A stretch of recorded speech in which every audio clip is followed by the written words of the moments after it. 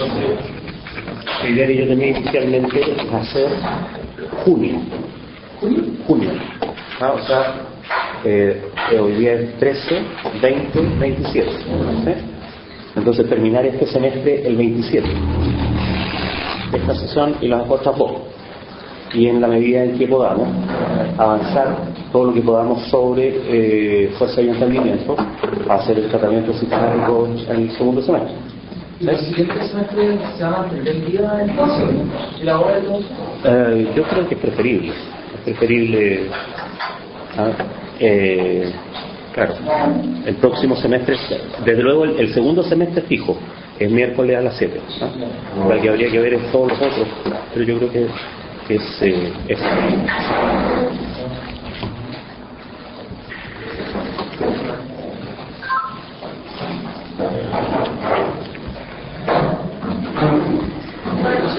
se armaría en la primera semana de agosto una posición. Ahí claro, entonces podemos dejar eso establecido. Vamos a hacer el 20 y el 27 y después vamos a seguir la primera semana de agosto, los miércoles a las 7. Ya está confirmada esta misma sala, ¿no? Para todo el año.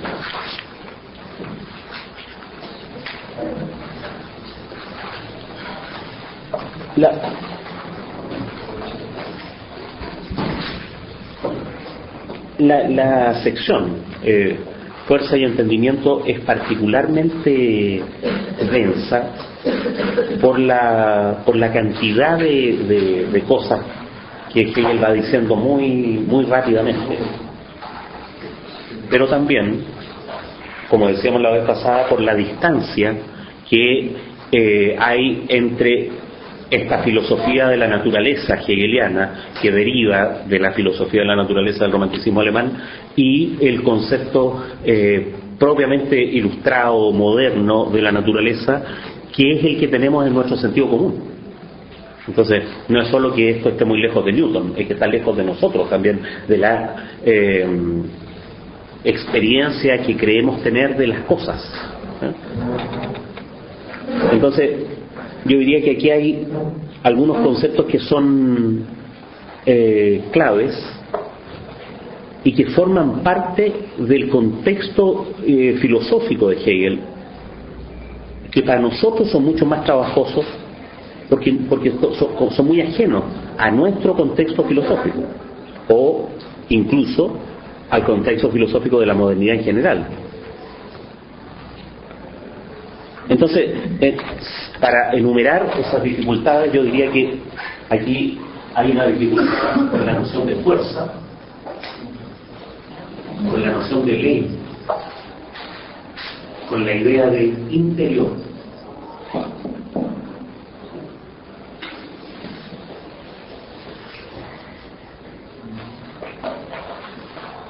Entonces, eso, la noción de fuerza, ¿no es cierto?, representa una dificultad para entender el concepto que a Hegel le importa, que es el de juego de fuerzas.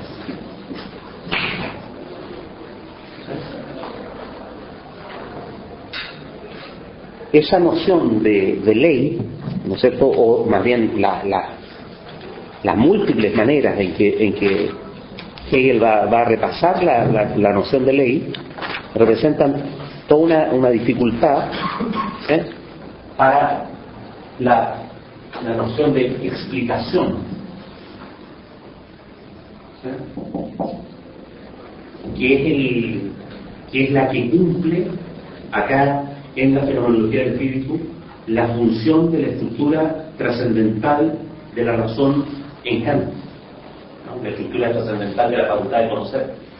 Esa estructura trascendental, la operación de la estructura trascendental de la facultad de conocer kantiana es acá la explicación, ¿sí? Pero se requiere qué clase de cosas son las leyes, ¿sí?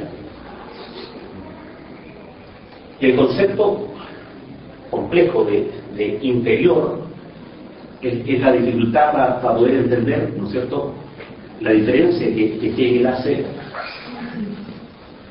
entre el fenómeno y el interior. O sea, para poder entender la noción de fenómeno. En Hegel el fenómeno es mucho más que simplemente lo que aparece. De hecho, ya en Kant el fenómeno es un fenómeno constituido, no simplemente dado ¿no es cierto?, al yo, sino que constituido frente al yo, no al sujeto. Entonces, estas dificultades conceptuales es necesario como desentrañarlas para poder entender este tipo de cosas, porque a su vez este tipo de cosas es lo que permite el concepto de fondo que está en juego aquí, que es el de infinitud. Es lo que Hegel entiende por infinitud. ¿Qué clase de cosa es la infinitud?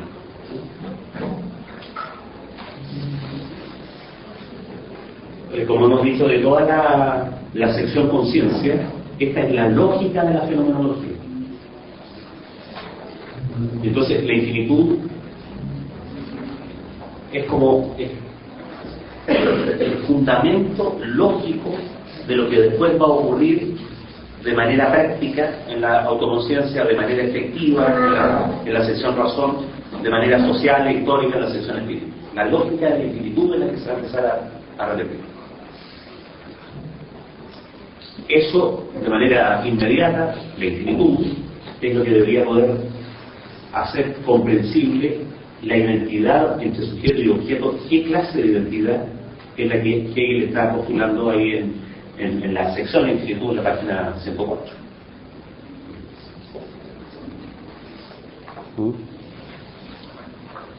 Pero entonces nos vamos a tener que detener en cuestiones que son como extrañas, digamos, para la filosofía ilustrada, que es la que impera en nuestro sentido común, ¿sí?, para la razón científica y al mismo tiempo para el sentido común ilustrado, ¿sí? Ya en la sección percepción hay un paso de la idea ilustrada de cosa a esta idea, ¿no es cierto?, organicista de cosa, como decíamos en alguna sesión anterior. O sea, ya ahí hay un paso, ya está en juego esa filosofía de la naturaleza. Ahora estamos en plena filosofía de la naturaleza, por decirlo así, ¿sí? La sección fuerza y entendimiento tiene una estructura, ¿no es cierto?, que está llena, está salpicada de títulos, ¿sí? La mayor parte de estos títulos están en el índice, no en el cuerpo del texto. El cuerpo del texto está todo pegado. Entonces, como está todo pegado, el editor trajo los títulos del índice, los puso entre corchetes, ¿sí? La fuerza y el juego de fuerza, qué sé yo, lo interior, el mundo suprasensible. Fíjense que todos los títulos aquí están entre corchetes, ¿sí? Pero aquí hay un síntoma, ¿no es cierto?, que en Hegel hay que aprender a descifrar, porque siempre es muy significativo. Los títulos se multiplican, ¿sí? Cuando Hegel multiplica los títulos, es cierto, o sea, hay muchas cosas en juego, ¿sí? En eso hay uno puede confiar, ¿eh? El tipo no está simplificando o complicando artificialmente el índice. No, lo que está haciendo desde el índice es advertir la cantidad de cosas distintas que están en juego, ¿sí? Por eso, no sé si alguien tiene tú tienes el texto, yo tengo aquí, o lo puedo ir viendo aquí mismo, pero es medio, tiene el índice, me interesa, quiero hacer el ejercicio de repasar el índice, ¿sí?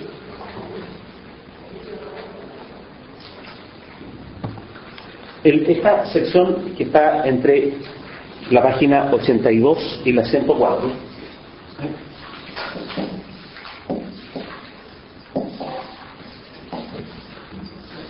tiene tres secciones, ¿no es cierto?, pero tiene una introducción, ¿no? Entonces, voy a ponerla así entre paréntesis porque la introducción no tiene título.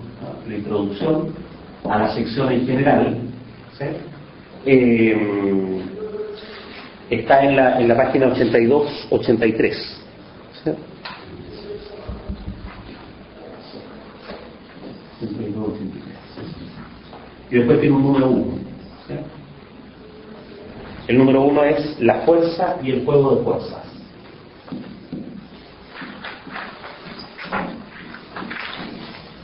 ¿Cuál es mi criterio de lectura con el que estoy examinando este índice? El criterio es que estoy haciendo un gesto de confianza en Hegel. Este índice es riguroso. O sea, corresponde a la complicación del texto. ¿Sí? Un índice más simple. O sea, después, el segundo tema, ¿no es cierto?, es el de lo interior. Lo interior. A ver si... La fuerza y el juego de fuerza está entre la página 83, ¿no es cierto?, la página 88.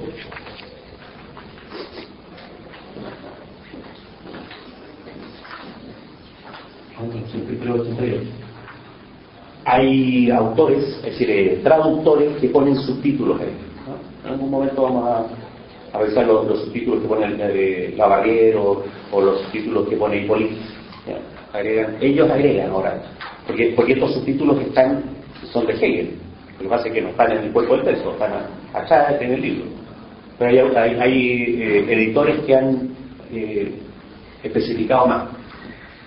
En cambio, la complicación que hay aquí, en lo interior, ¿cierto?, es la que Hegel dio, digamos, ¿sí?, a el mundo suprasensible,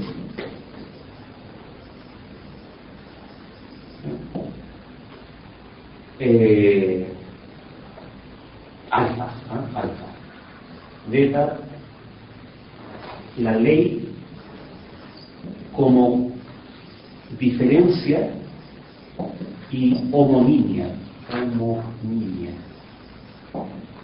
En alemán la palabra es igual de rara, homonimia, para referirse a una ley, porque uno puede usar esa palabra para referirse a una ley, ¿no? Y entonces después viene la cosa complicada, que es la ley de la pura diferencia. La ley de la pura diferencia. Hay un texto famoso que es El mundo invertido.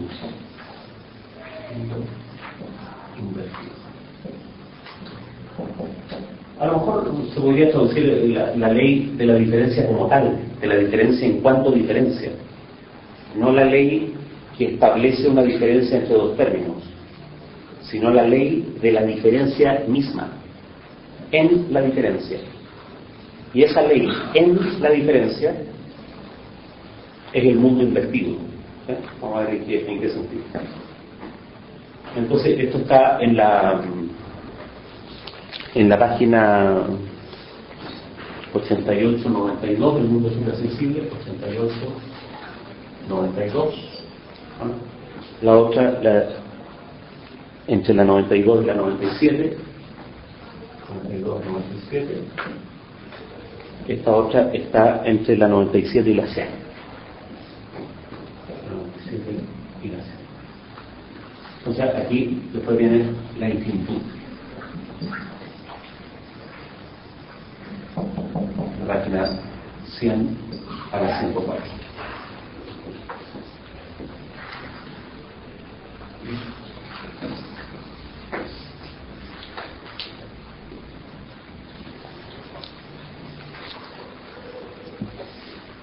Sin embargo, en el texto hay más diferencias. En el mundo suprasensible hay un 1, 2, 3. Uno, el mundo suprasensible, claro, un 2 y un 3. Entonces, aquí.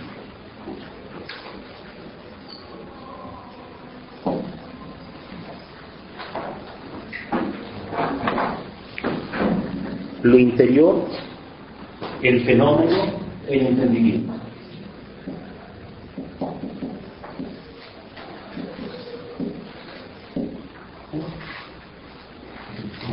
Y eso está entre la página 88 y la 90.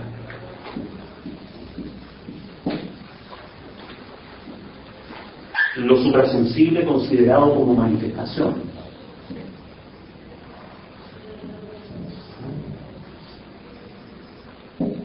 La manifestación es el fenómeno considerado de manera empírica. Lo que se manifiesta es lo visible, el fenómeno desde el punto de vista de la percepción. Ahí está. Entonces está entre la 90 y la 91. Y después, la ley resulta ser la verdad de la manifestación. De ahí lo que vamos a encontrar entonces este entendimiento kantiano. ¿Sí? El entendimiento kantiano. El fenómeno para la percepción, o sea, el fenómeno manifiesto, es el que es en virtud de la ley que lo constituye, de la operación de la razón que lo constituye. Bueno, no vamos a ver ahí. Después en la ley como diferencia y homonimia, ¿sí? De nuevo, 1, 2, 3. ¿Sí?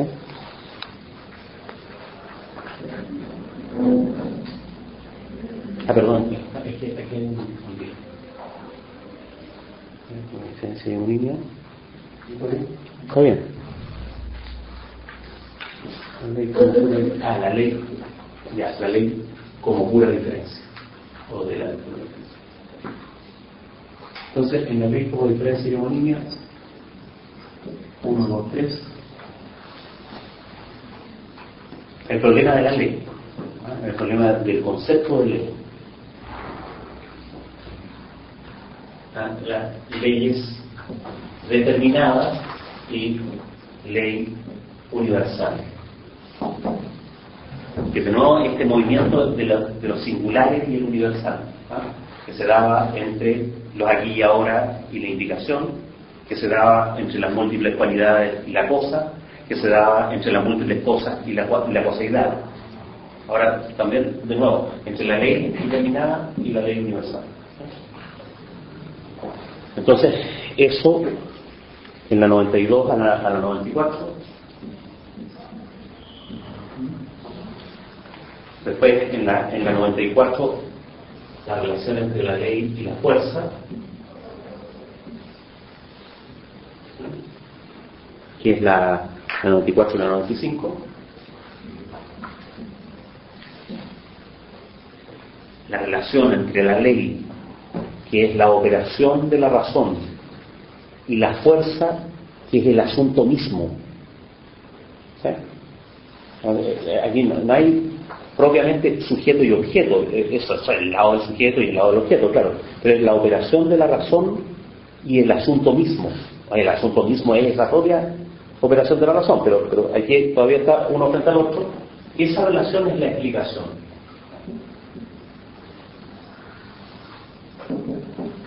La explicación. Y eso es de la 95 a la 96.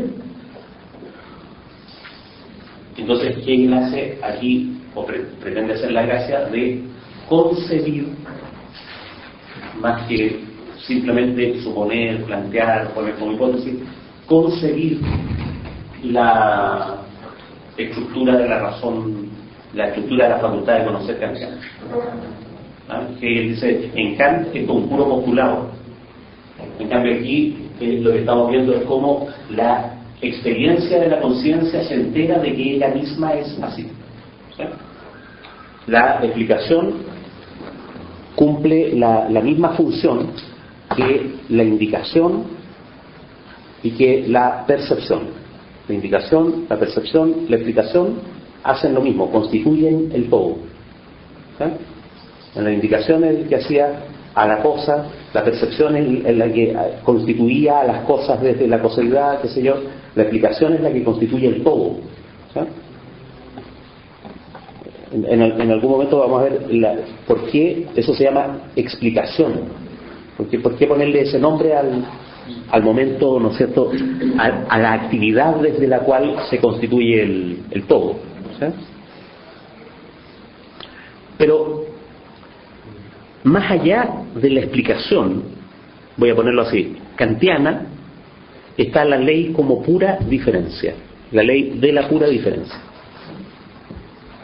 Ahí en la ley de la pura diferencia, lo que Hegel hace es ir más allá de un montón de cosas, de la física de Newton, del romanticismo alemán, del idealismo kantiano, ir más allá. Eso, la ley como pura diferencia, es la cosa propiamente hegeliana que conduce a la infinitud, que es como el paso a lo que Hegel va a llamar la infinitud. ¿Sí? Ese es como el índice. Entonces, ¿cuál es aquí el movimiento? El movimiento es que el entendimiento está frente a lo universal incondicionado. Ya se ha llegado, ¿no es cierto?, a la experiencia de que la cosa misma es la coseidad, no la cosa particular. El asunto, aquello de lo que se trata, es ese incondicionado que es por sí mismo orgánico, por sí mismo, ese incondicionado que es por sí mismo, que es incondicionado en el sentido que no tiene el lado de afuera, ¿no es cierto?, en el sentido de que tiene una dinámica propia, que es por sí mismo devenir, que es la coseidad. ¿Cuál es la categoría que corresponde a eso? La categoría que va a corresponder es la de fuerza. ¿Sí? Ahí la fuerza es como es el objeto. Hegel lo que ha hecho es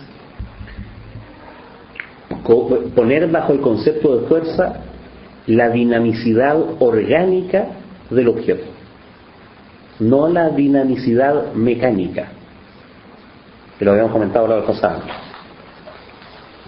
Para el concepto ilustrado newtoniano, dinámica es interacción. Tiene que ser inter, porque cada cosa por sí misma es inerte. Entonces solo otra cosa puede mover algo. En cambio, en la dinamicidad orgánica, la tensión está instalada en la cosa misma. La cosa misma es ella misma una tensión, ella misma es susceptible de finalidad, ella misma es susceptible de aparecer desde sí misma, mostrarse, manifestarse. Ella misma es susceptible de diferenciación. Y entonces toda esa actividad en el asunto mismo, diferenciarse, manifestarse, tender a, es lo que se llama fuerza. ¿Sí?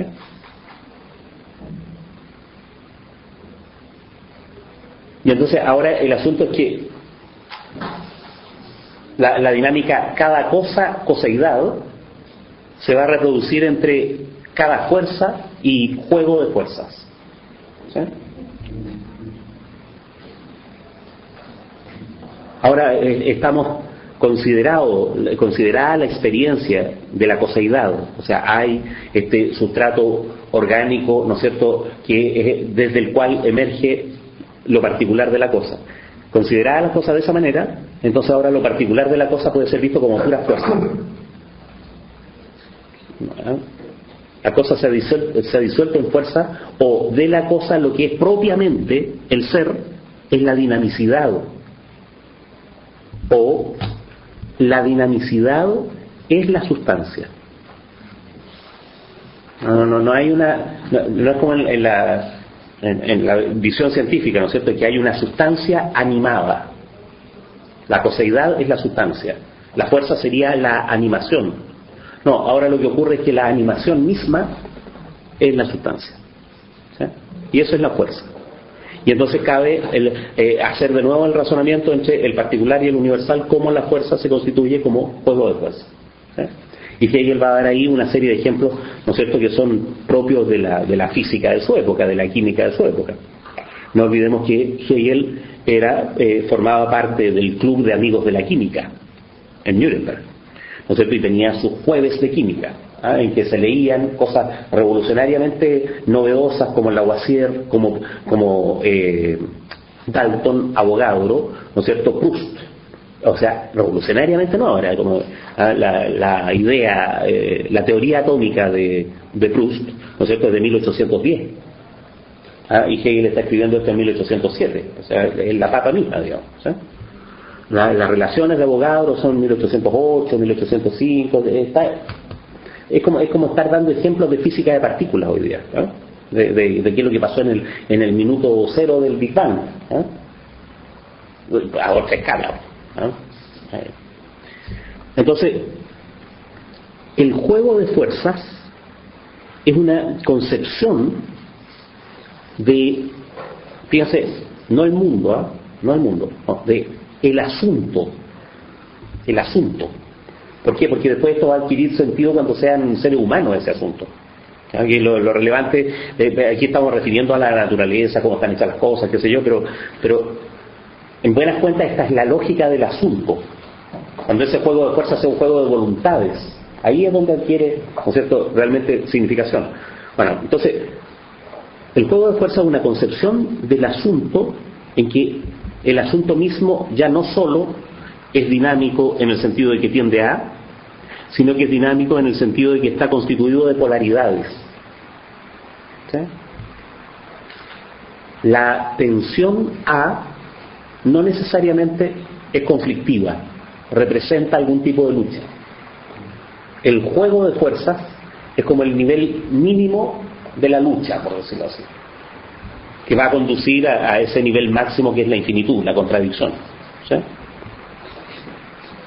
Entonces aquí hay otro aspecto de la organicidad de lo real que Hegel está introduciendo. Como mínimo, la polaridad, ¿sí? Ahora, sin embargo, el juego de fuerzas es el asunto. Por decirlo de alguna manera, el lado del sujeto en ese objeto es la ley, ¿sí? El juego de fuerzas es expresión de una legalidad. El asunto es qué tipo de legalidad. Ya voy a decir el tiro del resultado, porque estamos en el panorama general, ¿no es cierto? El juego de fuerzas es expresión de una legalidad constituyente, no de una legalidad que expresa algo que ya es, sino de una legalidad que hace al objeto. Entonces, la relación que la modernidad imagina como una relación exterior, la cosa y la ley, es una cosa. Las leyes no son cosas, digamos, ¿no? Las leyes son relaciones. Esa relación exterior entre cosa y ley en Hegel se funde, ¿no? La cosa es un juego de tensiones, es un juego de finalidades, es un juego de polaridades, por un lado, y la ley es una ley constituyente, es una ley productiva, no es simplemente la expresión abstracta de esa articulación, ¿eh? Porque la ley, como dice Hegel en esta parte, dice, la ley es la imagen constante del fenómeno variable. Entonces la ley está acá nomás, en la cabeza. Uno abstrae del asunto mismo una regularidad y la expresa en una fórmula, ¿sí? Después en la sección razón Hegel se va a ocupar de discutir, de criticar así como muy detalladamente la idea de que las leyes sean abstracciones, ¿sí? No, acá por un lado está la ley, que es abstracción, pero esa ley va a dar origen a otra, que es la ley kantiana, la ley que es operación del entendimiento, y esa otra, la tranquila ley, va a dar origen a otra, ¿no? Que es la ley de la pura diferencia, que es la contradicción que es al mismo tiempo productiva y conflictiva. Eso es como el devenir por el lado del sujeto. ¿Sí? Entonces, eso es lo que se va a encontrar. ¿Sí? Toda la reflexión sobre la ley, toda la reflexión sobre la fuerza, es lo que se encuentra en la explicación. ¿Sí? La explicación es un momento en el cual tanto la ley como ley, ¿no es cierto?, la ley como diferencia y homonimia, ¿no es cierto?, la ley en el sentido hegeliano, tanto la ley como el juego de fuerzas van a ser constituidos desde una totalidad. Esa totalidad, considerada como sujeto, es la explicación. Pero todavía falta, ¿no es cierto?, enfatizar la pura diferencia. La diferencia como tal, o lo que en la lógica grande va a ser la contradicción. Y esa es la ley de la pura diferencia. Hay que hacer ahí un recuento de los distintos tipos de leyes. Entendida la ley como pura, como ley de la pura diferencia, es que se puede concebir esa totalidad, ¿no es cierto?, que Hegel describe en la página 100, ¿sí?, la infinitud. 101. Voy a leer un párrafo en la página 101. Esta infinitud simple. Después, eso es cuando siempre hemos dicho, dan ganas de agarrar los cachetas, porque hemos estado trabajando medio semestre, ¿no es cierto?, en llegar de la página 82 a la 101, ¿sí?, hasta que la infinitud por fin. Y entonces va y dice, bueno, esta infinitud simple, entonces todo lo anterior era simple, ¿eh?, porque después va a venir la infinitud viviente, que es la que no es simple, ¿sí? Esta infinitud simple, o el concepto absoluto, se dan cuenta que es lo más importante que puede decir Hegel. Las palabras concepto y absoluto son, pero las palabras así como, ¿eh?, la infinitud simple ya es el concepto absoluto. El concepto, fíjense que la lógica, ¿no es cierto?, es lógica del ser, lógica de la esencia, lógica del concepto. Y el concepto está absoluto al final de la lógica del concepto. O sea, este es el todo con su máxima riqueza. A la infinitud simple no le falta nada, salvo el hecho de que es simple. ¿No? O sea, le falta ser sujeto, digamos, ¿no? Pero eso ya no es un problema de la lógica. En la lógica, la infinitud solo puede ser simple.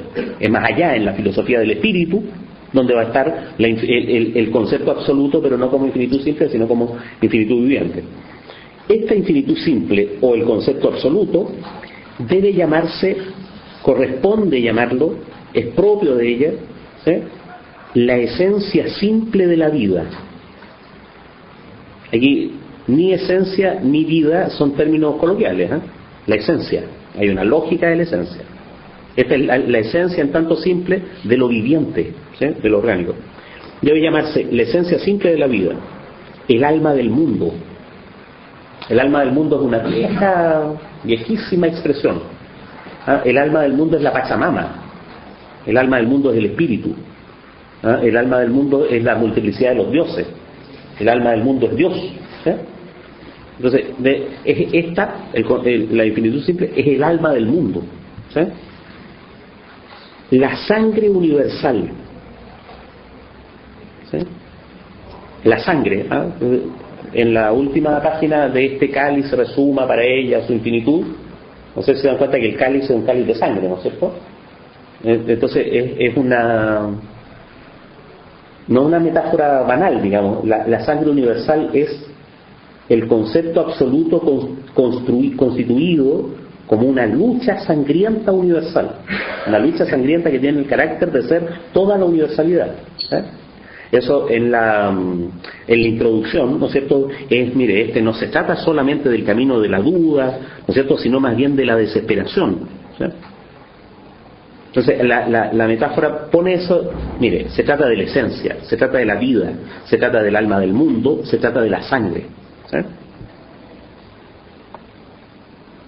Esta debe llamarse el alma del mundo, la sangre universal, la sangre universal, omnipresente, que no se ve empañada ni interrumpida por ninguna diferencia, sino que más bien es ella misma todas las diferencias.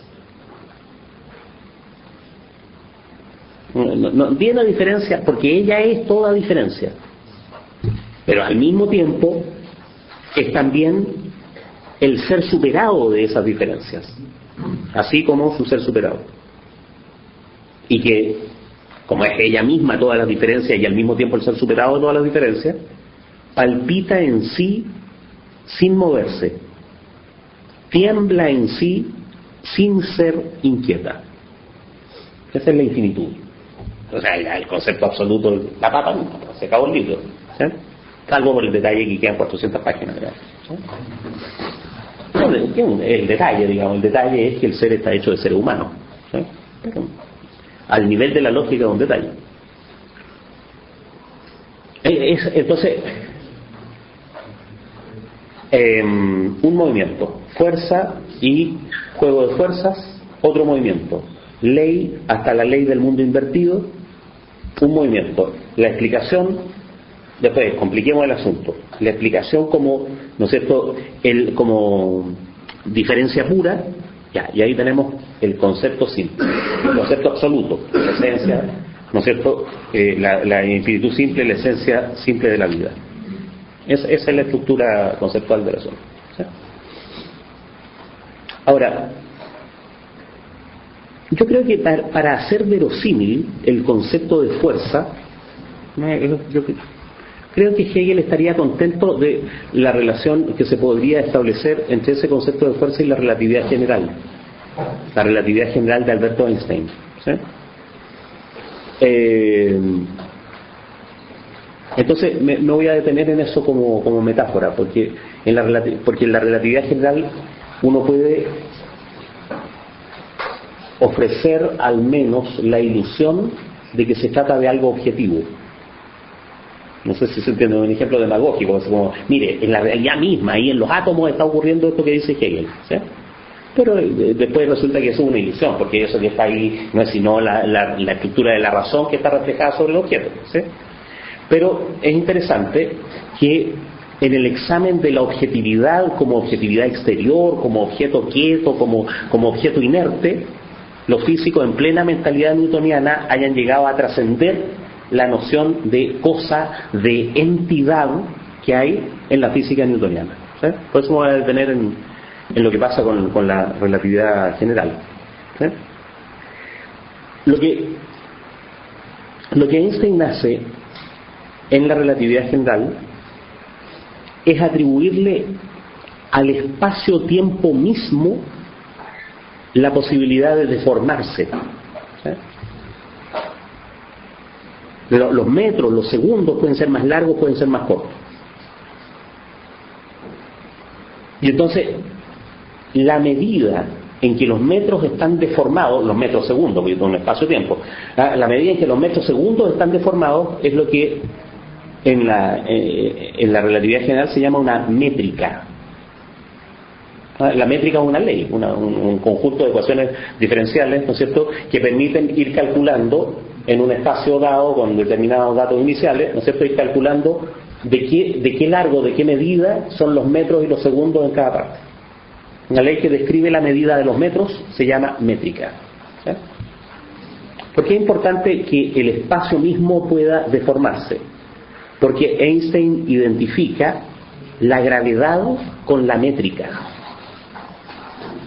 El efecto gravitatorio, es decir, el efecto de que las cosas se caigan, ¿sí?, de que aceleren, sería una especie de aparecer de una métrica variable. Si está quedando muy claro, lo voy a decir de manera más difícil. En Einstein, la gravedad no está en el espacio. No, la gravedad es una propiedad del espacio mismo. No hay una fuerza en el espacio. La fuerza lo que describe es la deformación del espacio como tal, ¿sí? Entonces, no es que la Tierra atraiga a la Luna, no. La Tierra y la Luna están en un espacio tal que sus movimientos están acelerados uno respecto de otro. ¿Sí? Están acelerados porque están rodando, por decirlo de alguna manera, en el espacio. El espacio es el que ha producido esa curvatura. Es decir, el espacio es el que con su curvatura ha producido ese efecto de aceleración. Entonces, primer gol de Einstein, la fuerza es una característica del espacio. No es algo en el espacio, es el espacio mismo. ¿Sí? Pero resulta que las deformaciones en el espacio se deben a la presencia de masa. ¿Sí? ¿Por qué la Tierra acelera hacia la Luna y la Luna acelera hacia la Tierra? Porque la masa de la Tierra deforma el espacio a su alrededor, la masa de la Luna deforma el espacio a su alrededor. Entonces uno podría pensar, la masa está en el espacio y lo deforma. Y esa deformación es la fuerza. Ya con eso ganamos el hecho de que hemos integrado el concepto de fuerza, pero todavía es exterior la noción de masa. Podría haber un espacio sin masa, y ese espacio sin masa sería un espacio plano. ¿Sí? Pero entonces Einstein, unos 5 o 6 años antes, se había preguntado ¿qué es la masa? ¿Sí? Y había llegado a la conclusión de que la masa no es sino el coeficiente entre dos fuerzas. Con eso hizo una voltereta filosófica muy notable, y en realidad se la copió a un tipo que se llama Ernst Mach.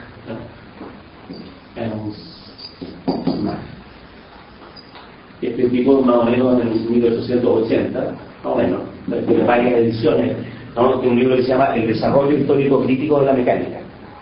Y en el desarrollo histórico crítico de la mecánica él hizo una voltereta. Einstein era aficionado a leer libros de física como exótica, por decirlo así, porque era aficionado a la física. ¿Sí? No sé si saben, pero Einstein nunca estudió física.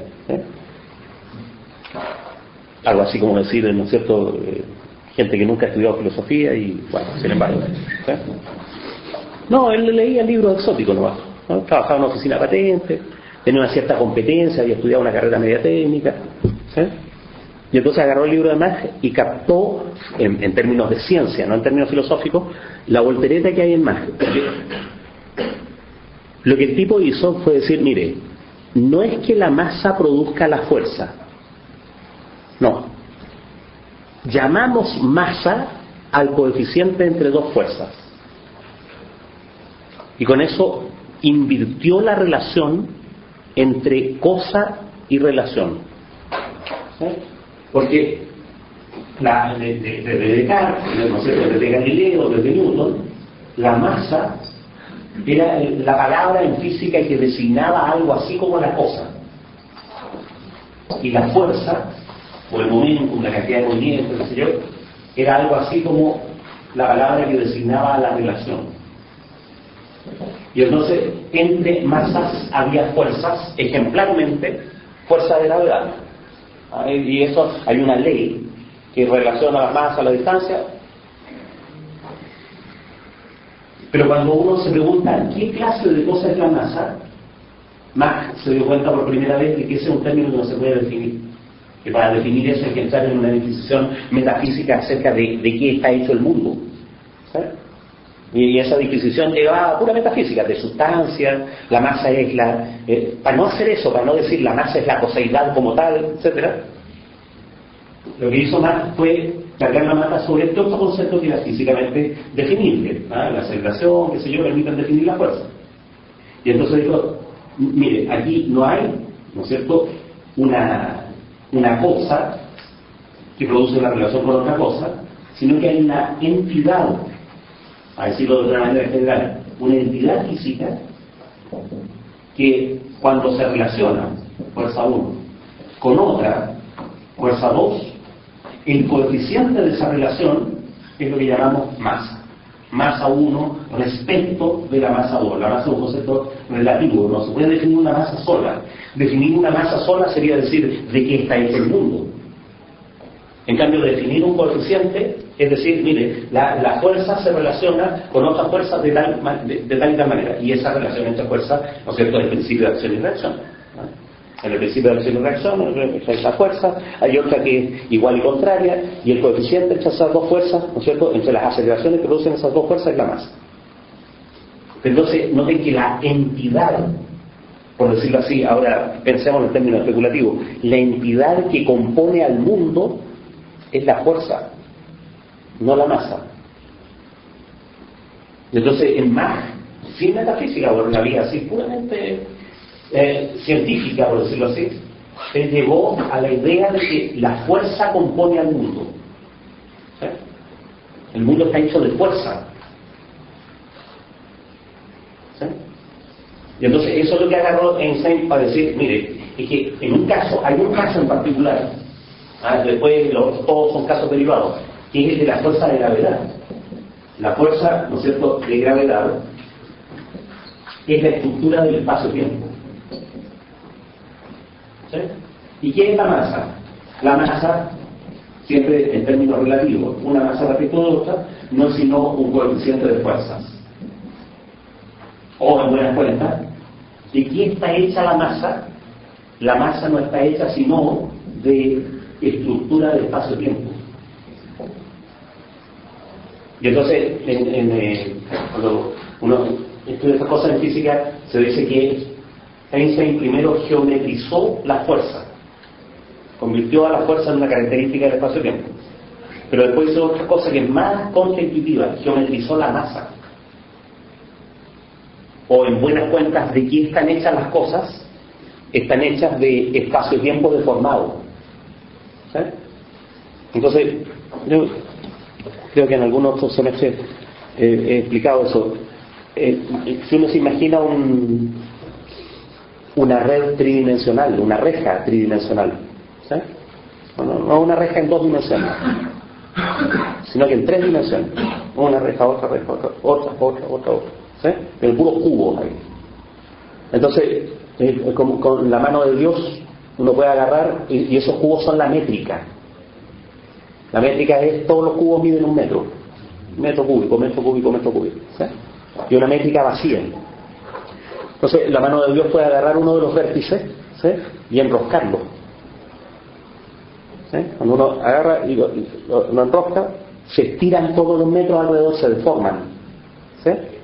Ya, ese enrollado de metros ahí es la masa, y esa deformación alrededor es la gravedad. Y entonces no hay cosa, o la coseidad no es sino espacio-tiempo deformado. ¿Sí? Ahora, no de que yo no sé cómo educarlo, pero ahí hay un enredo de espacio sobre sí mismo que genera a su alrededor toda una deformación de los metros. ¿Sí? Debido a esa deformación de los metros, si yo pongo una bolita aquí, se cae por la geodésica hasta la otra. ¿Sí? Porque el espacio está deformado. ¿Sí? Pero también, y eso ya Einstein no podía saberlo, ¿no es cierto? Eso es Paul Dirac. Paul Adrien Maurice Dirac. Paul Dirac razonó. ¿Qué pasa si la mano de Dios agarrara uno de los vértices y lo enrollara para el otro lado? Enrollara, no así, sino que así. No sé hacer el otro lado. Se me ocurre. Ya, bueno, supongamos que él es un tercio y hay otro. ¿Sí? Entonces, este enredo, ¿sí?, es un electrón. Este otro enredo es un electrón pero positivo. Dirac inventó la idea de electrón positivo. Le puso positrón. ¿Sí? El electrón positivo, respecto de este, se puede llamar antimateria. ¿Sí? Perdonen que les informe de algo que ocurrió hace 70 años, pero todas las partículas materiales tienen un correspondiente antimaterial. Ese correspondiente de anti es un nombre demagógico, digamos, un nombre espectacular. En realidad es materia con ciertas propiedades inversas. Tiene las mismas propiedades, hay un montón de propiedades físicas iguales. Por ejemplo, la masa es la misma. Por ejemplo, el spin es el mismo. ¿sí? Pero la carga, no, el spin es contrario. La masa es la misma, la carga es la misma. ¿Cómo? ¿Materia antimateria? No, pues lo único que es igual es la masa, ¿no? O sea, la masa es la misma, en cambio la carga es distinta y el spin es para el otro lado. El spin es el giro, ¿no es cierto? El giro magnético. La gravedad también que no tiene un homólogo. Justamente, claro. Entonces, por eso la masa de una partícula material y de una partícula antimaterial es la misma, pero la carga es distinta. Entonces, a ver, pero imaginación espacial, todo el universo apretado para allá y todo el universo apretado para acá. Ya. Imaginación espacial, todo este universo que está aquí enredado es espacio, no hay nada ahí, es espacio. Entonces yo vengo y le hago así y todo se mueve. Entonces imagino, esas cosas, todo ese movimiento son las ondas electromagnéticas. Si logro hacer eso así como 10 elevado a 14 veces, se ve como luz. 10 elevado a 14 más o menos la frecuencia de las longitudes de onda visibles, ¿sí? Bueno, si lo hago a 90.5 MHz y le pongo una señal, es la radio Pudahuel FM. ¿Sí? Tengo que ponerle una señal, eso sí, no basta con... Pero eso, noten que en ese caso no es la gravedad, es el electromagnetismo interpretado como oscilación del espacio, geometrizado. ¿Sí? Entonces, eso es un pasito más allá que lo hizo, ¿no? un tipo que se llamaba Teodoro Carusa. 1918, la primera teoría de Caruso. Y que el tipo dice, mire, a lo mejor eso vale no solo para la gravedad, sino que vale para el electromagnetismo también. O sea, toda oscilación, toda manifestación de energía es oscilación del espacio mismo. No es de algo que le sale a un cuerpo y que conecta con otro cuerpo, no, es el espacio mismo. Incluso el cuerpo es espacio, ¿sí? Entonces, y así no. Entonces tengo un enredo así, que viene moviéndose, viene para acá, y a medida que se va moviendo todo se va modificando alrededor. Entonces es como cuando ustedes toman un resorte, ¿no es cierto? Eso es un experimento súper bonito que se llama unos resortes largos, uno les tira y viene y hace un apretón aquí y lo suelta, y entonces el apretón se mueve. ¿Sí ven? Es la propagación del puro apretón del resorte. Ya, de la misma manera, si yo tengo esto aquí, está todo deformado, muevo, la deformación se va moviendo. ¿Sí? Entonces viene este y viene el otro y se encuentran y se desenredan y queda a todos lados ya plano. Bueno, eso literalmente se puede comprobar en un laboratorio lo que ocurre cuando una partícula de materia se encuentra con una partícula de antimateria. Lo que ocurre es que se disuelven como masa y queda el espacio, ¿no es cierto?, la métrica uniforme. Pero claro, pero esa disolución, el enredo, se reparte por todos lados, o sea, se disuelven como radiación electromagnética. ¿Se entiende? A ver, ¿qué idea estoy formando con eso? Porque estamos en una reflexión sobre la cosa. Y aceptamos, porque Hegel, que había una coseidad, ¿no? Bueno, también en Aristóteles se puede aceptar eso, ¿no es cierto? En el fondo de todas las cosas hay una sustancia de la cual surgen las cosas. En cambio ahora estoy sosteniendo una cuestión mucho más contraintuitiva e inverosímil. La sustancia que constituye a todas las cosas no es algo que está en el espacio. El espacio está lleno de un gas y ese gas cuando se aprieta forma moléculas o forma galaxias. No es algo que está en el espacio, sino que es el espacio mismo que está tensionado localmente. ¿Sí? Y entonces la geometrización de la masa permite imaginar un espacio vacío de coseidad, en que el efecto de ser cosa no es sino el resultado de la tensión interna en un vacío, de la tensión del vacío mismo, no de la tensión de algo que haya en el vacío. ¿Sí? No sé, Entonces ahí se va, por decirlo así, al identificar la estructura sustancial con la dinamicidad del espacio mismo, la estructura, la sustancia. Uno imagina el espacio vacío y ¿qué puede haber ahí? Ahí no se puede formar una galaxia. Ya, ahora vamos a llenar el espacio de gas, de algo. Ya, y el gas gira. Ya ahí se formó una galaxia. El giro del gas es la galaxia. Pero uno está imaginando ahí que una cosa resultó a partir de una sustancia. En cambio acá no, acá lo que pasa es que está todo vacío y el espacio mismo tiene tensiones internas. Y esas tensiones internas son las que aparecen a nosotros como entes finitos, entes racionales finitos, aparecen como electrones o como galaxias o como moléculas. ¿Sí?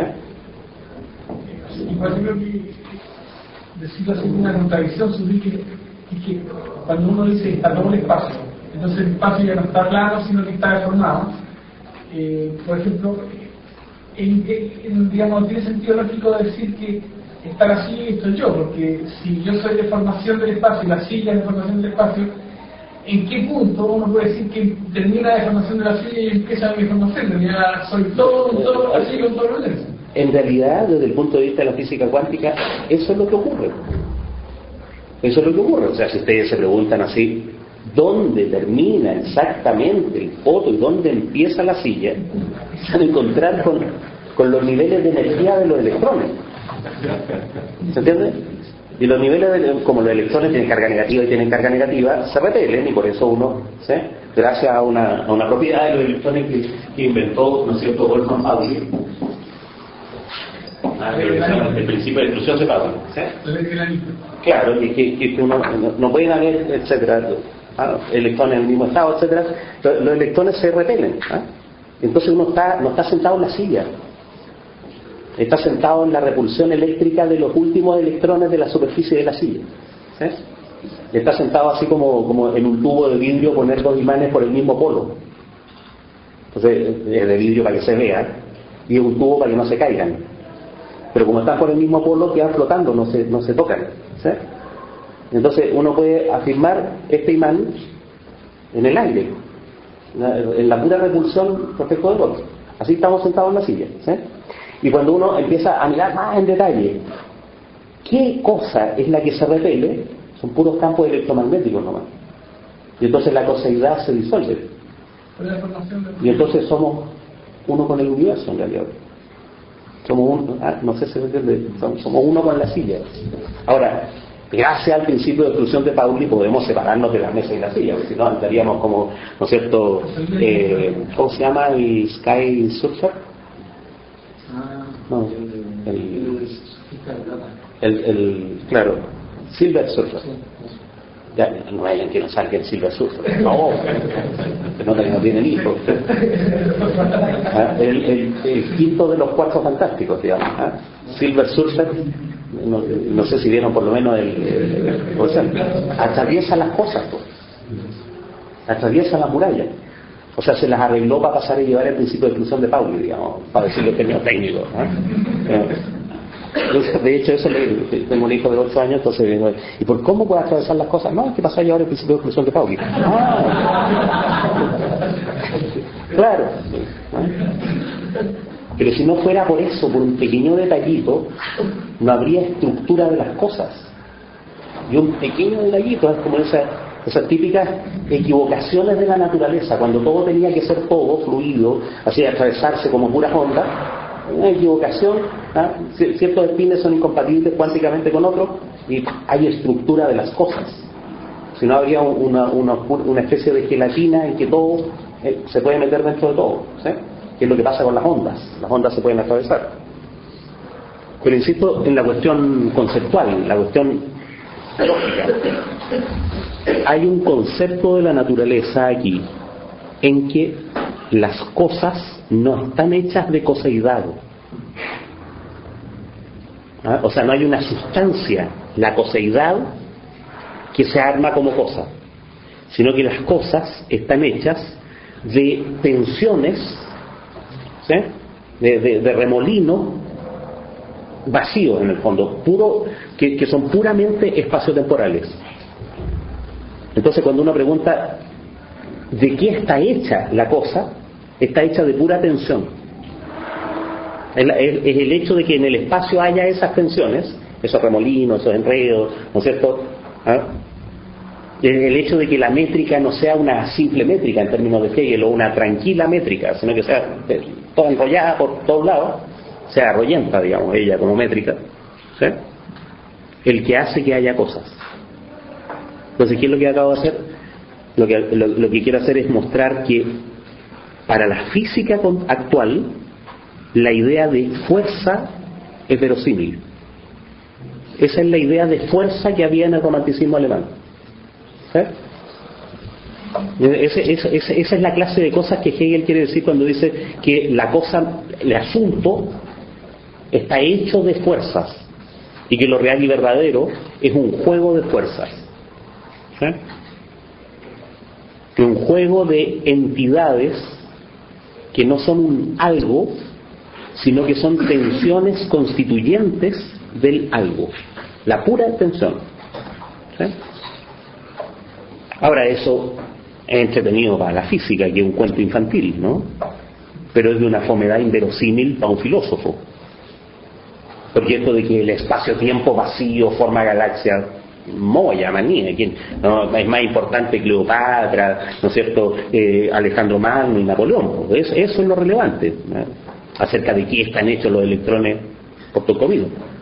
Lo que va a resultar después es que esas fuerzas son la voluntad, son el deseo. Entonces, en buenas cuentas, en términos de lo que Hegel va a llamar espíritu, o sea, la sociedad humana congregada con sus relaciones, situada históricamente, en términos del espíritu, todo el ser está hecho de una especie de voluntad generalizada. ¿Sí? De ahí eso ya, a Einstein le falta imaginación para eso, ¿no? Con geometrizar la masa era suficiente, premio Nobel para Einstein, ¿no es cierto? Que son los típicos premios que se le dan a, ¿no es cierto?, a las mentalidades infantiles, ¿sí? Que son capaces de llegar hasta un determinado nivel del asunto nomás. ¿Sí? Es que Pinker, con respecto a esto, definía así como que ligeramente supuestamente fuerza como la exteriorización de la cosa, y que después nosotros conceptualizamos como ley para tratar de unificar como todas las exteriorizaciones de las cosas, y no sé si eso es compatible, bueno, no porque lo quiera asilarizar, ahí es algo totalmente contrario a lo que... Ahí es donde yo digo que los hegelólogos anglosajones leen kantianamente a Hegel. O sea, tienen como horizonte de verosimilitud la crítica a la razón pura. Ya más allá de eso, ya les parece una locura nomás. ¿Sí? Lo están entendiendo como newtonianamente, entonces. Claro. Un poquito más, porque Kant es capaz de dar cuenta de la necesidad de las leyes newtonianas, y eso ya es una gracia, ¿sí? En Newton las supone nomás, en cambio Kant es capaz de explicar de dónde salen. Sí, pero en el sentido de este ejemplo. Pero en el sentido de este ejemplo es como mirar newtonianamente. O para decirlo de otra manera,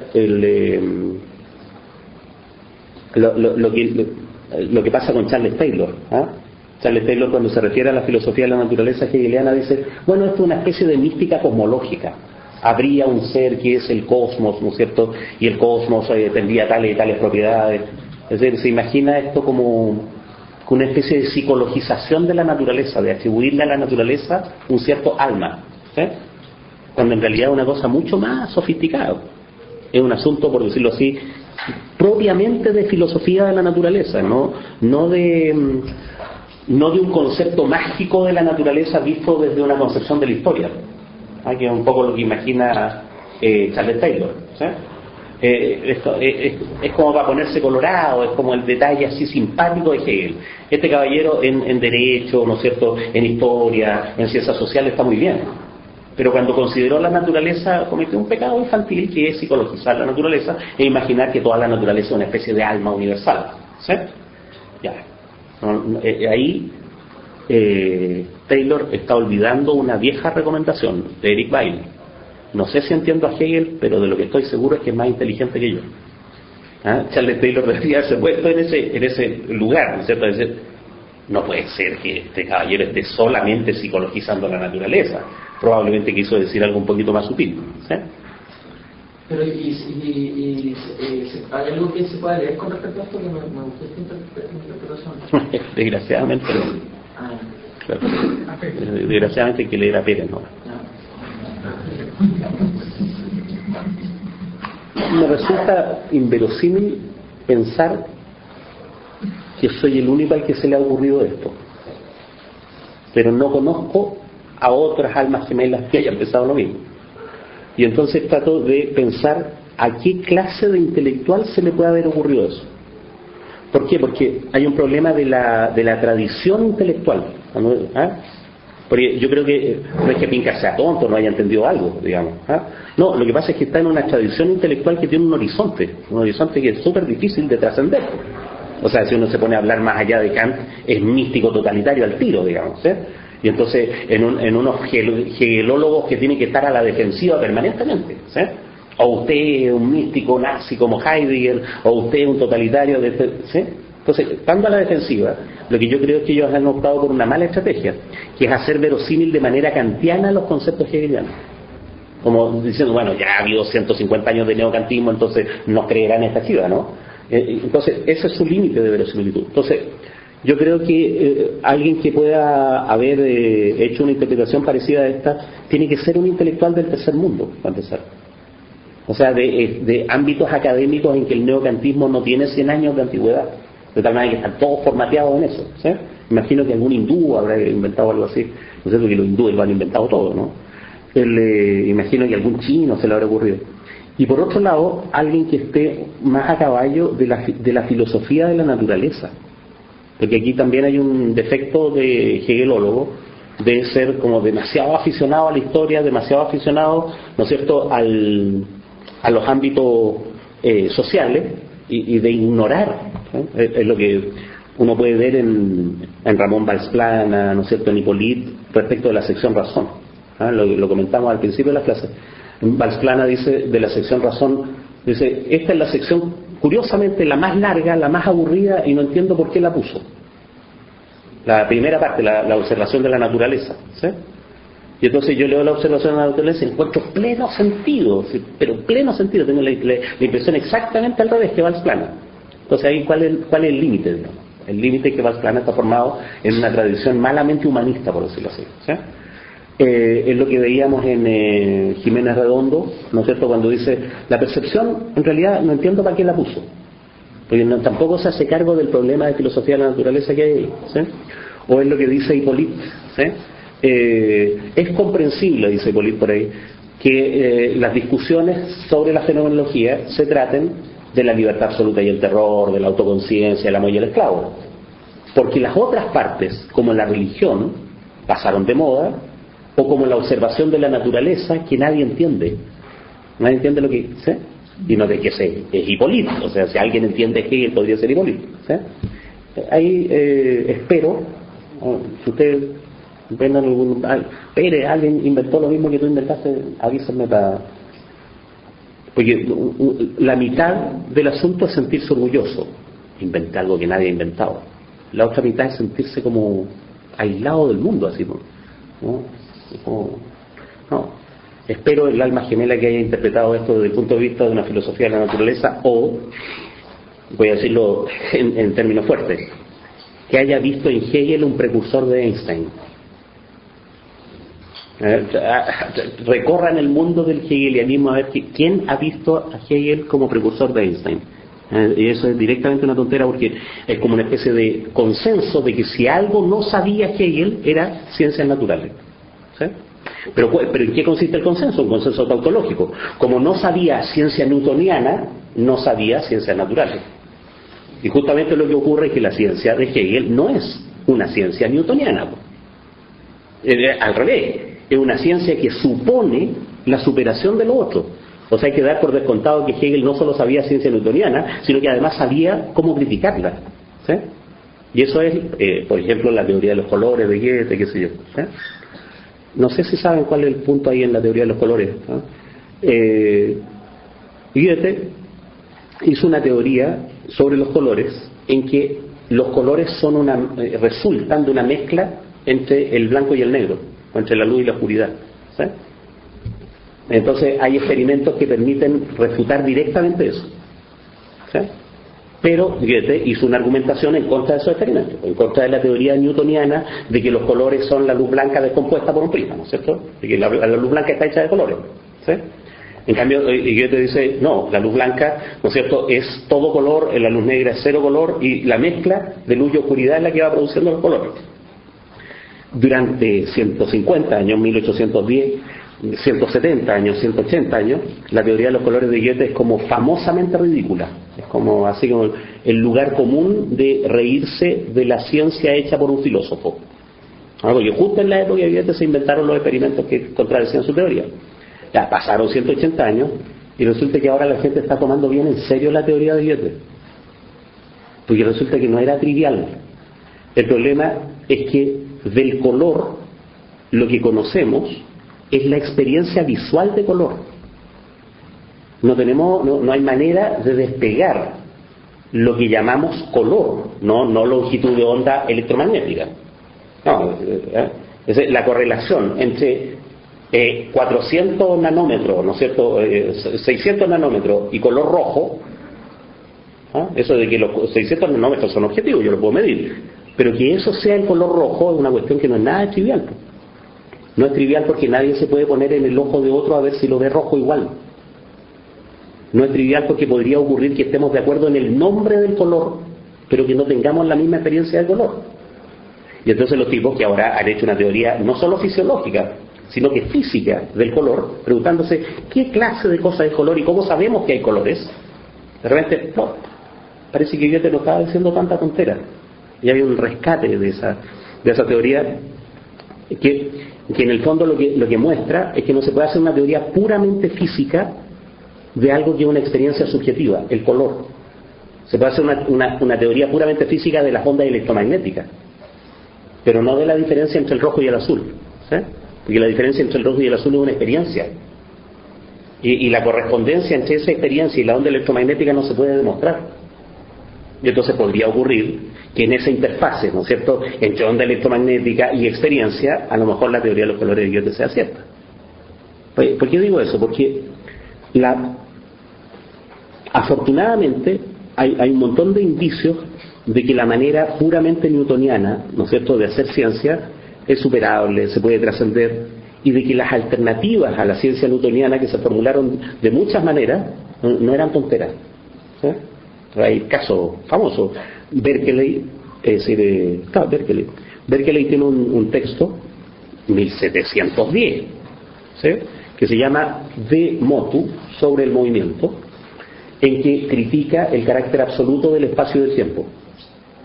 Y para criticar la idea de espacio absoluto y tiempo absoluto, que es la idea de Newton, ¿sí?, o sea, prácticamente formula la teoría de la relatividad de Einstein. Hace los mismos supuestos, las mismas consideraciones. Y por supuesto ni Mach, ni Einstein, ningún tipo lo sabía, ¿no? Alguien mucho después agarra este texto, 1960, por ahí, ¿no es cierto?, y dice, oiga, pero si esto son los principios de la relatividad especial, la primera teoría de la relatividad, formulados 200 años antes, y fueron ridiculizados durante 200 años, y ahora lo leemos y no era una tontera lo que el tipo estaba diciendo, ¿sí? Bertrand Russell muestra que las aporías de Zenón de Elea, esto de que Aquiles, ¿no es cierto?, no puede ganarle a la tortuga, o de que la flecha nunca llega a su destino, no era ni una tontera, y que en realidad para refutar las aporías de Zenón de Elea hay que fundamentar el cálculo infinitesimal, y resulta que un fundamento del cálculo infinitesimal no se consiguió hasta 1880. O sea, durante 2000 años las aporías de Zenón de Elea eran reales, aunque fueran ridiculizables, y no había ni una teoría científica que las refutara contundentemente, ¿sí? Pero resulta que ahora está fundamentado el cálculo infinitesimal. Pero ¿quién fundamenta ese fundamento? Gödel, 1930, va a decir, no, es que ese fundamento no se puede fundamentar. O sea, todavía es pensable en matemáticas, desde el teorema de Gödel para adelante, que Zenón de Elea tenga razón y que las flechas nunca lleguen a su destino. Porque la refutación de eso depende de una teoría matemática que no tiene un fundamento absoluto, ¿sí? Ya. Hace falta una perspectiva intelectual muy particular para ponerse en ese lugar. No, los hegelólogos en general aceptan este dogma. Hegel no sabía nada de ciencia, las cosas que dijo de ciencia eran una tontera, ¿sí? Porque tiene como modelo de ciencia la ciencia newtoniana y nos leen debajo, ¿sí? Y entonces lo que tratan de hacer es eso, de dar cuenta de las rarezas que hay aquí en términos kantianos, ¿sí? Después, cuando uno va más al detalle, ni siquiera es un kantismo kantiano, digamos, ¿no? Es un kantismo kantista nomás, porque a su vez es una reinterpretación un poco, para mi gusto, superficial de Kant, ¿sí? Ya, ¿qué he hecho el concepto de fuerza? ¿Cuál es el asunto? La coseidad no está hecha de sustancia, sino que está hecha de tensiones. Esas tensiones son la fuerza, el juego de fuerza. Está hecho de algo que es mucho más abstracto, de dinamicidad pura. No de la dinamicidad de algo, sino de la dinamicidad como tal, ¿sí? Ese es el juego de fuerza.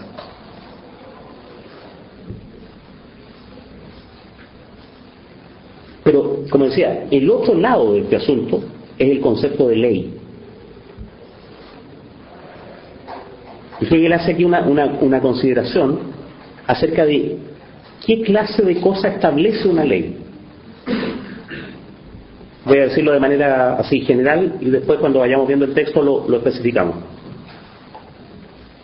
Una ley establece una relación abstracta entre cosas.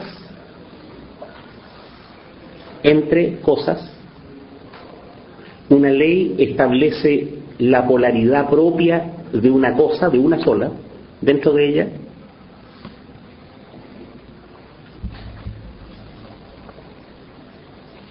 Una ley establece el movimiento, por decirlo así, antinómico de la cosa misma. ¿Sí?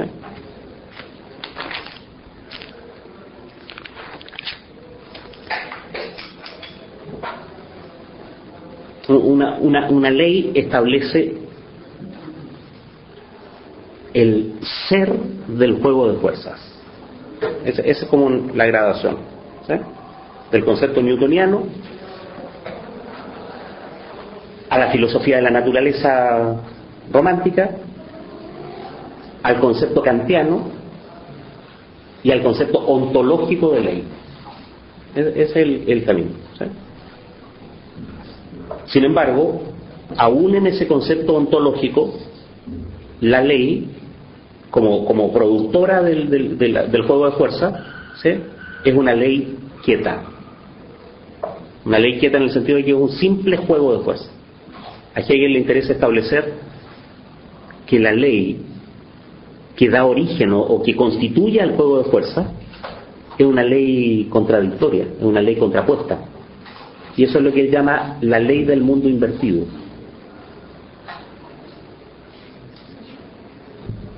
¿Sí? Ahí en esa ley del mundo invertido, él da un ejemplo que es famoso, que es el ejemplo del crimen y del castigo. ¿Sí? La ley del mundo invertido, yo creo que a Hegel le faltan ejemplos para decir lo que quiere decir. Lo que quiere decir es que la ley funciona como contradicción no referida, ¿sí?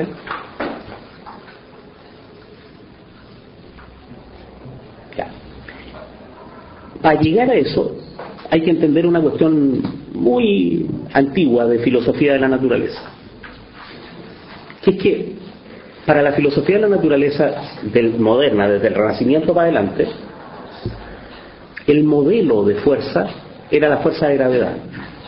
¿Sí? En la fuerza de gravedad ocurre que lo mismo atrae a lo mismo. ¿Sí? En la fuerza de gravedad ocurre que los iguales se atraen. No, porque si eso fuese la ley de lo real, habría mucha gente que estaría contenta. Más contenta de lo que suele estar, por el mérito propio del asunto. Entonces sería como respaldado por la ley de lo real. ¿Ah? Lo igual atrae a lo igual. Por una bonita perspectiva, digamos. Lo semejante atrae a lo semejante. Lo semejante conoce a lo semejante. ¿Sí? Pero ya había la sospecha, había evidencias empíricas, ¿no es cierto?, rarezas, como curiosidades de naturalistas, ¿no?, de las fuerzas eléctricas y de las fuerzas magnéticas. Pero eran curiosidades, ¿no? Hay imanes, ¿no es cierto?, ya se había observado y uno frota una cuestión y atrae papelito, etc. ¿Sí? Es recién, desde en la segunda mitad del siglo XVIII, cuando vimos como Coulomb, como Benjamin Franklin, que en ese momento estaba en Francia, como Cavendish, no el pirata, Cavendish, descendiente, empezaron a hacer la teoría de las fuerzas eléctricas, la teoría de las fuerzas magnéticas. ¿Ah? Se puede llegar a se puede mostrar empíricamente, es fácil hacerlo, esto es una cuestión de primero medio, digamos. Se puede mostrar empíricamente que la ley de las cargas eléctricas es que las cargas distintas se atraen. Sorpresa, sorpresa. Y en cambio lo igual se repele. Entonces esto es una novedad física en la época, es una novedad. Es una novedad que rompe con un modelo que era bien antiguo, o sea, digo, esto de los semejantes atrae a los semejantes de antes de Santo Tomás, Alberto Magno, Francis Bacon, hablan en esos términos, es decir, Roger Bacon, siglo XIII, hablan en esos términos, los semejantes atraen a los semejantes. Después de 500 años, de 600 años, resulta que lo igual se repele a sí mismo. Imagínense las connotaciones hegelianas de eso. Lo igual se repele a sí mismo. Eso para Hegel está lleno de sugerencias filosóficas, ¿sí? Entonces aquí hay la homonimia es lo igual, ¿sí? La ley como diferencia y homonimia, ¿sí? Es esa ley en la cual es lo igual lo que se repite, es lo distinto lo que se atrae. Entonces, Hegel sacó una lección filosófica de este hecho. ¿Sí? Lo igual, ¿sí?, se repele él mismo a sí mismo. ¿Sí? ¿Por qué? Porque en Hegel no hay, ¿no es cierto?, una carga positiva y otra carga positiva. No, lo positivo, o sea, en las materias de que estaba hecha la coseidad, lo positivo, ¿sí?, es esta coseidad difusa de la que están hechas las cosas. ¿Sí? Y ahí en esa coseidad difusa, en lo positivo, lo igual se repele a sí mismo. A Hegel le pareció que eso era una especie de encarnación en la filosofía de la naturaleza del principio de contradicción. ¿Sí? De ese principio en el cual lo mismo llega a ser otro de sí mismo porque se repele a sí mismo. ¿Sí? Esa ley es la del mundo invertido. ¿Sí? Y entonces va a haber aquí un pasito entre la ley puramente de filosofía de la naturaleza y la expresión, ¿no es cierto?, de esto mismo cuando ocurre en el ámbito de la subjetividad. ¿Sí? ¿Qué relación hay entre el mal y el perdón? ¿Qué relación hay entre el crimen y el castigo? ¿Sí? Porque eso es el ejemplo que pone. ¿Sí? Lo positivo que es un ejemplo que, según la ley de este mundo invertido, lo homónimo del primero es, por tanto, lo desigual de sí mismo. Lo homónimo es desigual. La expresión simpatías naturales es muy antigua. Lo semejante tiene una simpatía natural por lo semejante. En cambio aquí lo semejante tiene una antipatía con lo semejante. ¿Sí? Hay otra gente que se sentiría muy contenta con eso. ¿Sí? Es decir, y lo desigual de dicho mundo es asimismo desigual a sí mismo y deviene igual a sí. Lo desigual es igual a sí mismo y deviene igual. Esto se resuelve, ¿no es cierto?, una especie de positivo negativo universal, en que lo positivo se va a repeler, en que lo negativo se va a repeler, ¿no es cierto?, pero en que la consistencia se va a mantener porque lo desigual se atrae. ¿Sí? Entonces ahí ¿sí?, del mismo modo el polo sur y lo que allí es polo sur es aquí polo norte. Del mismo modo que en la primera ley de la electricidad es el polo del oxígeno, se convierte en su otra esencia suprasensible en el polo del hidrógeno y viceversa. ¿Sí? En otra esfera, ¿no?, vemos que con arreglo a la ley inmediata, el vengarse del enemigo constituye la más alta satisfacción de la individualidad atropellada. Pero esta ley, según la cual debo mostrarme como esencia contra quien se niega a tratarme como esencia independiente y suprimirlo a él, ¿no?, más bien como esencia, se invierte. Se invierte por el principio del otro mundo en lo opuesto. Por el principio del otro mundo se invierte en lo opuesto. Yo me vengo y va a haber una venganza sobre esa venganza. ¿Sí? Y la restauración de mí mismo como esencia, mediante la superación en la esencia del otro, se convierte en autodestrucción. Ahora bien, si esa inversión que se presenta en el castigo del delito se convierte en ley, tampoco esta es sino la ley de un mundo que tiene que enfrentarse a un mundo suprasensible invertido, etc. Lleva el ámbito de lo igual y lo desigual a la relación entre el crimen y el castigo. ¿Sí? El crimen parece ser lo contrario del castigo, ¿sí? O el castigo lo contrario del crimen, pero el castigo lleva a otro crimen y ese otro crimen va a llevar a otro castigo, etc. ¿Sí? Los desiguales se atraen. ¿Sí? En ese ámbito,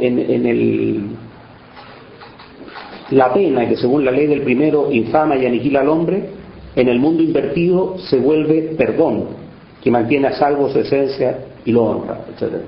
En ese ámbito es donde se juega lo sustantivo para Hegel, no en el ámbito de la filosofía de la naturaleza. Por eso decía que la relatividad general más entretenida para una mentalidad infantil es fome para Hegel, porque pasa solo en el espacio-tiempo. En cambio, cuando esas cosas pasan en el ámbito de la voluntad, de la relación intersubjetiva, empieza a ser interesante. Pero hay toda una tesis social que eso que pasa del ámbito de la física pasa también. No, pero es que es un razonamiento por analogía, digamos. No es lo que pasa, sino algo de la lógica de lo que pasa acá. Ahora, en realidad la analogía al revés. La analogía al revés porque el mundo sustantivo es el de los seres humanos, no el de la naturaleza. Allí Hegel estaba mostrando cómo en lo que parece ser lo objetivo hay algo de esa lógica, pero hay algo, lo que decíamos de la cosa, el alma de la negatividad de la cosa es que en el fondo es sujeto. Entonces la naturaleza parecía al hombre porque en la naturaleza no hay sino humanidad. ¿Sí? Eso, vamos a seguir desmenuzando el asunto en las dos sesiones que quedan. Entonces hay que hacer una lectura así como sistemática en el